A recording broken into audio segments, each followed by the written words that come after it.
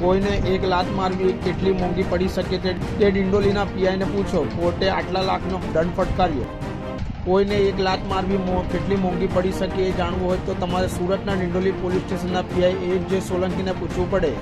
થોડા દિવસ પહેલા રાત્રિના સમયે પેટ્રોલિંગ વેળાએ કોઈપણ કારણ વિના નિર્દોષ વ્યક્તિને લાત મારવું પીઆઈ સોલંકીને ખૂબ જ મોંઘું પડ્યું। હાઈકોર્ટે પીઆઈ એચ.જે. સોલંકીને ₹3 લાખની માતબર રકમનો દંડ ફટકાર્યો। આ સાથે જ હાઈકોર્ટના જજે એવી ટિપ્પણી કરી કે 1 લાખ કેટલી મોંઘી છે તે પીઆઈને યાદ રહેવું જોઈએ। પોલીસ કાલે મને પણ કારણ વિના લાત મારી શકે છે।